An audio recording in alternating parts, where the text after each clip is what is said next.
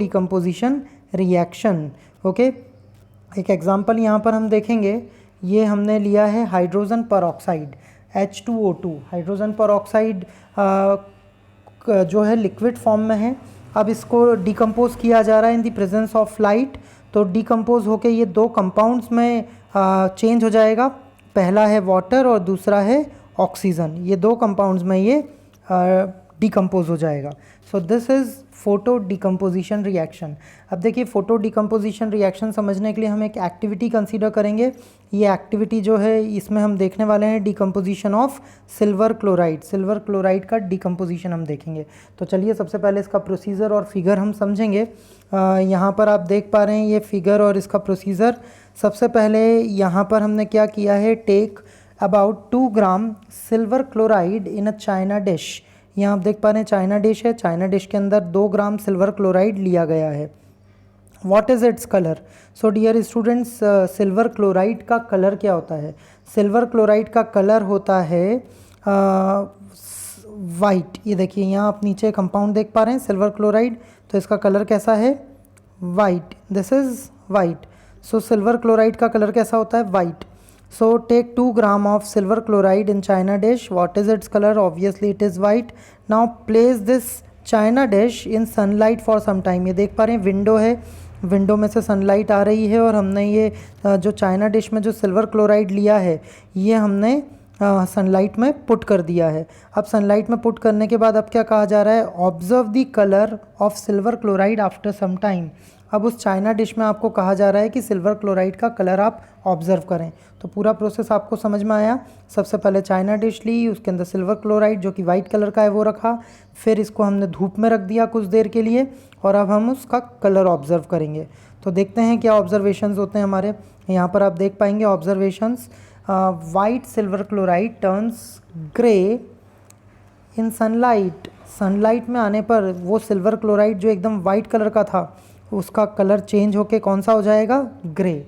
White colour का silver chloride जो हमने डिश में रखा था अब उसका कलर सनलाइट में आने के बाद, एक्सपोज होने के बाद कैसा हो गया है? ग्रे। तो यहाँ पर अब हम क्या कंक्लूड करेंगे, क्या हमारे कंक्लूजन्स होंगे? जो सिल्वर क्लोराइड है जो कि वाइट कलर का था सनलाइट की प्रेजेंस में, वो आने के बाद कैसा हो गया है? ग्रे कलर का हो गया है। तो जो वाइट कलर का सिल्वर क्लोराइड था वो सनलाइट की प्रेजेंस में के कारण डिकम्पोज हुआ। डिकम्पोज होके वो दो कंपाउंड्स बनाएगा, दो एलिमेंट्स बनाएगा, एक क्लोरीन और दूसरा सिल्वर क्लोराइड जो है वो टूट जाएगा क्लोरीन और सिल्वर में। अब देखिए सिल्वर क्लोराइड जिसका कलर कैसा था? सिल्वर क्लोराइड का कलर था वाइट और यहाँ पर अब सिल्वर का कलर कैसा हो गया है? Grey. So the grey colour is due to decomposition of silver chloride to silver. That means जब हमने सिल्वर क्लोराइड को डिश में रखा तब उसका कलर चेंज होके वो किस में कन्वर्ट हो गया? ग्रे में। वाइट कलर से वो ग्रे कलर में कन्वर्ट हुआ। That is all because of the decomposition reaction which is known as photo decomposition reaction. The decomposition reaction which happens in the presence of sunlight or any type of light or photons. Okay, तो ये reaction आप लोगों को समझ में आई होगी। अब हम नेक्स्ट इसका एग्जाम्पल देखते हैं। Decomposition of silver bromide. Silver bromide का डिकम्पोजिशन देखेंगे। सिल्वर ब्रोमाइड जिसका फॉर्मूला है AgBr।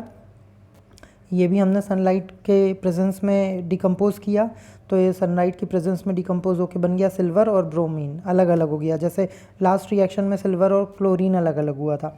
अब सिल्वर ब्रोमाइड का जो कलर होता है वो है लाइट येलो और सिल्वर अगेन ग्रे कलर का होता है। तो लाइट येलो कलर जो है वो कन्वर्ट हो जाएगा ग्रे कलर में। अभी ये जो दोनों रिएक्शंस आपने पढ़ी, एक आपने पढ़ा सिल्वर क्लोराइड का डिकम्पोजिशन और दूसरा देखा आपने डिकम्पोजिशन ऑफ सिल्वर ब्रोमाइड। ये दोनों ही रिएक्शंस यूज़ होती है ब्लैक एंड वाइट फोटोग्राफी में। ब्लैक एंड वाइट फोटोग्राफी में आप लोगों को मालूम है मेनली वाइट और ग्रे कलर ही होता है। वाइट ग्रे के कॉम्बिनेशन से वो फोटोग्राफी की जाती है। तो ब्लैक एंड वाइट फोटोग्राफी में decomposition of silver bromide as well as decomposition of silver chloride use किया जाता है। Now next topic is endothermic reaction. So dear students, हमने प्रीवियस वीडियोज़ में एक्सोथर्मिक रिएक्शन समझी थी। एक्सोथर्मिक रिएक्शन हमने देखा था कि वो रिएक्शंस होती थी जिसके अंदर रिएक्शन के होने के कारण norms amount of energy release होती थी। एनर्जी किसी भी फॉर्म में हो सकती थी, हीट के फॉर्म में, लाइट के फॉर्म में। अब एंडोथर्मिक रिएक्शन जस्ट अपोजिट है एक्सोथर्मिक रिएक्शन के। एंडोथर्मिक रिएक्शन वो रिएक्शन होती है जिस रिएक्शन को होने के लिए एनर्जी की ज़रूरत पड़ती है, उसे हम कहते हैं एंडोथर्मिक रिएक्शन। देखिए, अगर हम एंडोथर्मिक रिएक्शन की फॉर्मल डेफिनेशन देखें तो वो रिएक्शन क्या होगी? The chemical reaction in which energy is absorbed और रिक्वायर्ड। ऐसी रिएक्शंस जिनके होने के लिए हमें एनर्जी देनी पड़ती है, एनर्जी सप्लाई करनी पड़ती है, एनर्जी की रिक्वायरमेंट होती है, एनर्जी एब्जॉर्ब होती है, उन रिएक्शंस को हम कहते हैं एंडोथर्मिक रिएक्शंस। एंडोथर्मिक रिएक्शंस का सबसे अच्छा एग्जांपल है कुकिंग ऑफ फूड। देखिए, कोई भी खाना आप पकाते हैं तो क्या आपने सब्जियां काटी या आपने आटा गूंदा तो उसकी रोटी या वो सब्जी अपने आप पक जाती है? नहीं पकती है। आपको उसको हीट की ज़रूरत होती है, हीट एनर्जी आप सप्लाई करते हो तभी खाना बन पाता है। तो ये क्या है? एंडोथर्मिक रिएक्शन है। एंडोथर्मिक रिएक्शन मतलब आपने एनर्जी सप्लाई करी हीट के फॉर्म में, तो हम एंडोथर्मिक रिएक्शन को कह सकते हैं। एंडोथर्मिक रिएक्शंस वो रिएक्शंस होती है जिसमें किसी भी फॉर्म में एनर्जी सप्लाई की जाती है रिएक्शन को करवाने के लिए। ओके, अब देखिए, दूसरा जो एक इम्पॉर्टेंट फैक्ट हम यहाँ पढ़ने वाले हैं कि जितनी भी डिकम्पोजिशन रिएक्शंस हमने पढ़ी थी, लाइक हमने थर्मल डिकम्पोजिशन रिएक्शन पढ़ी, हमने इलेक्ट्रोलिटिक डिकम्पोजिशन रिएक्शन पढ़ी और हमने फोटो डिकम्पोजिशन रिएक्शन पढ़ी। तो सभी डिकम्पोजिशन रिएक्शंस में जो एनर्जी है वो रिक्वायर्ड है। बिना एनर्जी के वो डिकम्पोजिशन रिएक्शंस नहीं हो रही है। अब वो एनर्जी या तो हीट के फॉर्म में या लाइट के फॉर्म में या इलेक्ट्रिसिटी के फॉर्म में रिक्वायर्ड होती है। और जहाँ पर भी एनर्जी की ज़रूरत पड़ती है रिएक्शन को एग्जिबिट करवाने के लिए, उन सभी रिएक्शंस को हम कहते हैं एंडोथर्मिक रिएक्शंस। तो सिंपल वर्ड्स में हम ऐसा कह सकते हैं कि most of the decomposition reactions are endothermic.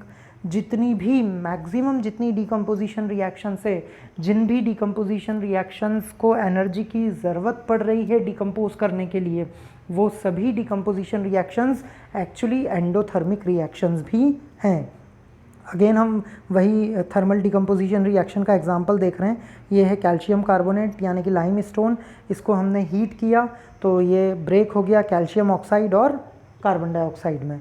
Okay, इसका नेक्स्ट एग्जांपल हम देखेंगे। यहाँ पर आप देख पा रहे हैं नेक्स्ट एग्जांपल जो लिया है हमने इलेक्ट्रोलिटिक डिकम्पोजिशन से लिया है। वाटर है, वाटर का इलेक्ट्रोलिसिस हम लोगों ने लास्ट कुछ वीडियोस में देखा था। तो वाटर को आपने इलेक्ट्रिक करंट सप्लाई किया, इलेक्ट्रिक करंट की वजह से वो डिकम्पोज हो गया हाइड्रोजन और ऑक्सीजन में। नेक्स्ट एग्जांपल जो अभी अभी हमने देखा था, सिल्वर क्लोराइड हमने लिया है। सिल्वर क्लोराइड को हमने सनलाइट की प्रेजेंस में डिकम्पोज किया तो वो सिल्वर और क्लोरीन में डिकम्पोज हो गया। सो डियर ये स्टूडेंट्स, अगर आप लोगों को वीडियोस पसंद आते हैं तो प्लीज़ लाइक करें, शेयर करें और चैनल ब्रजेश बागड़ी सब्सक्राइब करें। साथ में बेल आइकन प्रेस करना ना भूलें ताकि आप लोगों को कोई भी नए वीडियोस की अपडेट्स मिलती रहे।